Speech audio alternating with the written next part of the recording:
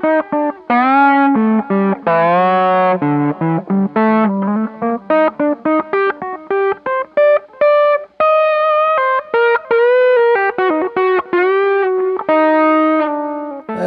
welcome to Guitar Vacation. Got a question for you.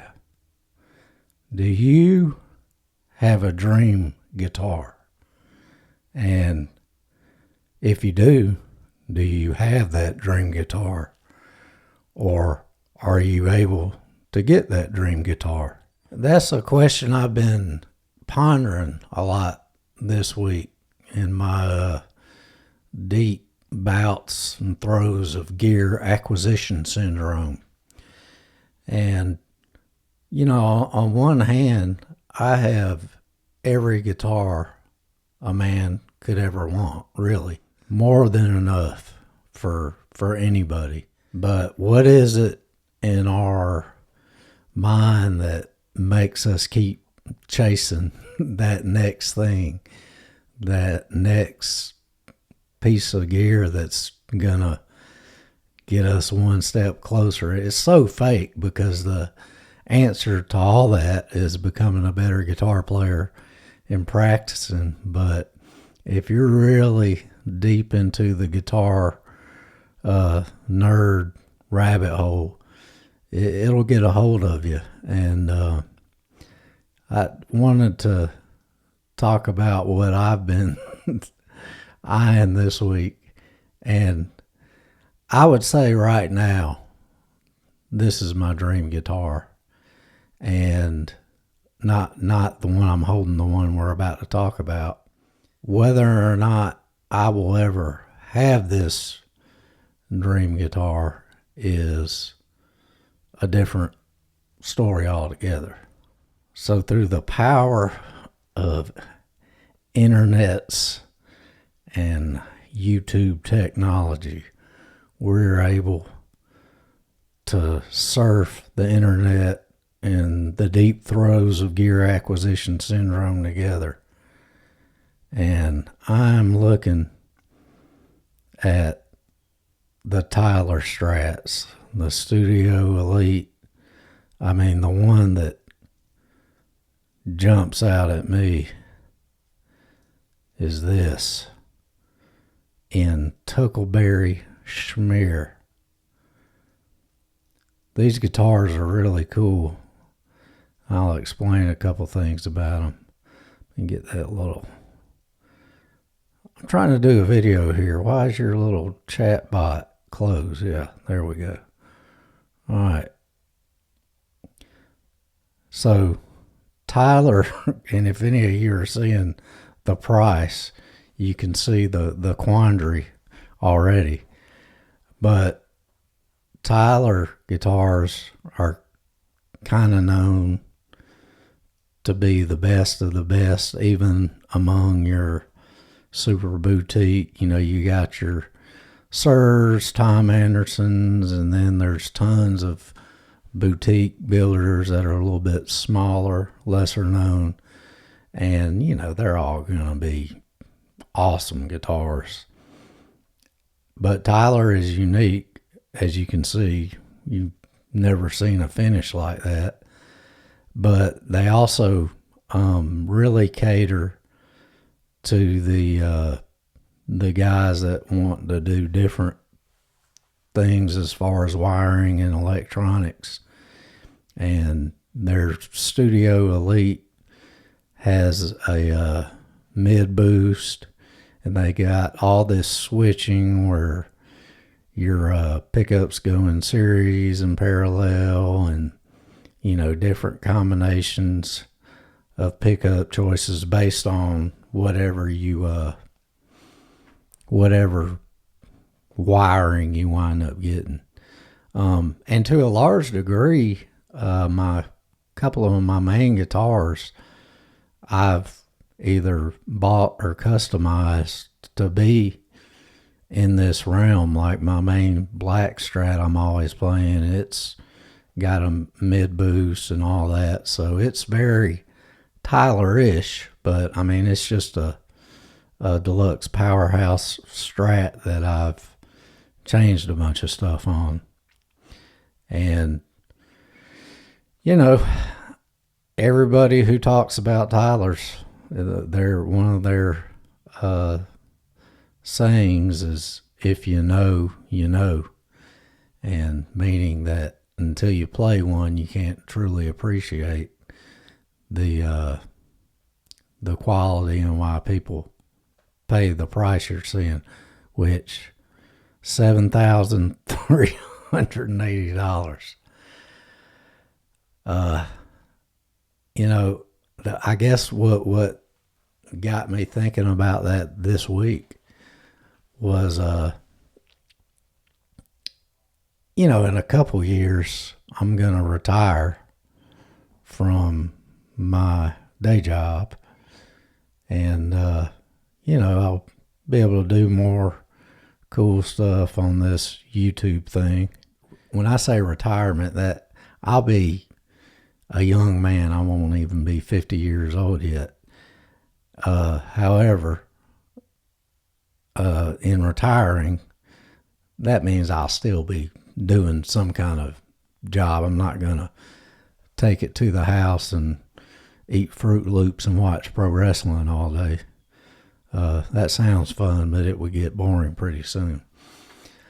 But that would be a time where I could very perceivably get any guitar I want, to include a Tyler. And part of me says, hey, as a milestone from you sinking your life into a job for, you know, this many years and coming to the end of that, and, you know, are you rewarding yourself? Are you celebrating this step in your life? And, you know, there's a lot to be said for milestone purchases and stuff like that. Yeah, I mean, in those ways I can justify it. But the pragmatic part of me says, dude, can you pay $5,000 for a Strat? Can you pay $7,000 for a Strat? Could I pay $3,000 for a Strat? I don't know. In some ways, even though it wouldn't be hurting my family or taking away from anything I'm obligated to, and it would be a joyful thing. In my principles of, you know, I'm not real materialistic, and the only thing I really spend money on is guitar gear.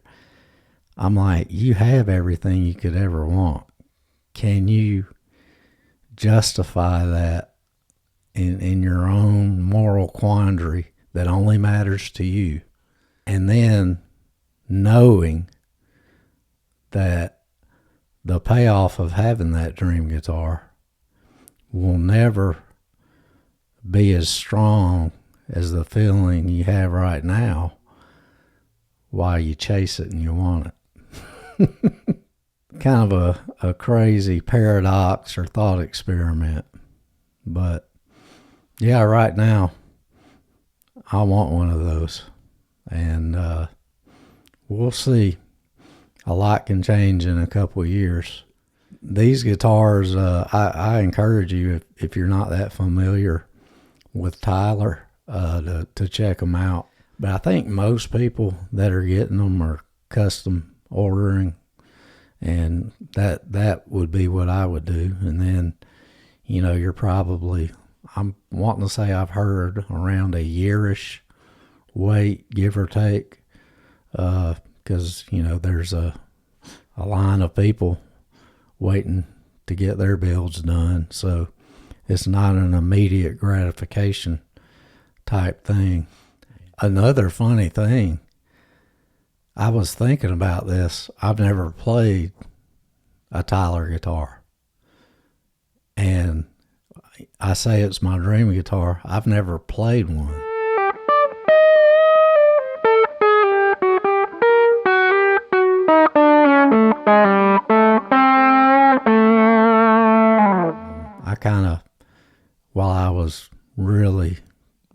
rabbit holing this week, looked at the closest places to me I could go to play them, and I'm sure I will sometime in the not too distant future. But I say it's my dream guitar. I've never played one, and I thought about it further. I've never seen one in person that I know of. Isn't that crazy? So, it just tells you how the mind of the deeply afflicted guitar gear guy works. I know the outcome if I were to get it. The outcome would be I'd be really happy, and it'd be a really awesome guitar. And then after a week or two, it'd just be another great guitar I have sitting behind me.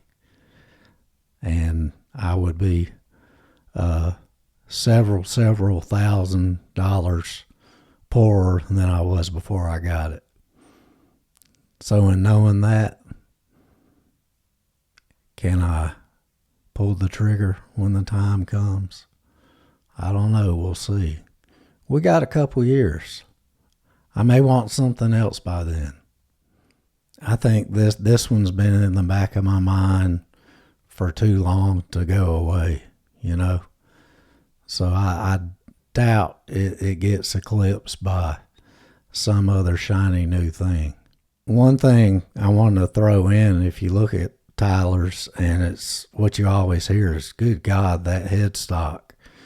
And it is a weird headstock they have several different ways they do the Tyler logo, and they're all kind of weird in their own cool way.